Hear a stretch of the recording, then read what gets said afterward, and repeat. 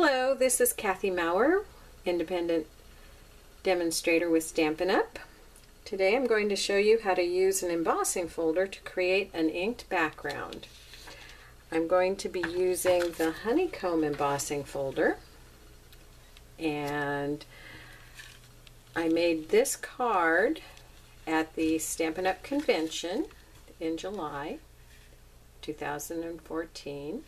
If you look at it closely, you can see the image of the embossed honeycomb background right here. Just adds a little touch to the background, gives the card a little depth. The card is used making the kind of eclectic stamp set. And if you would like to see how to make the card in further detail, you can go to my website, which is at kmaurer.stampinup.net, and look at my blog for August 27th. So, how do we do this? What you do is you take your embossing folder and you select the side that you want embossed, the side that you want to see on your card. This side has the upraised honeycomb portions. This side has the upraised center of the honeycomb. So we're going to ink up the side with the honeycombed outsides.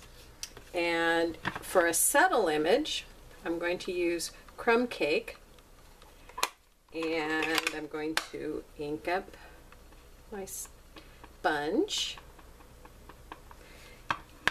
and put as much of it on the embossing folder as I would like. And this is a little bit subtle for this version.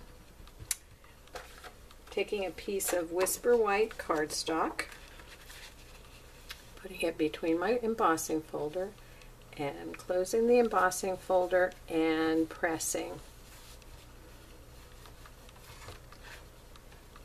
And there you have that very subtle image. Now, if you want the image to be darker, you can take your stamp pad and ink up the embossing folder. Excuse me. Then, when you take the Whisper White cardstock and put it in between and press, you have a much darker image.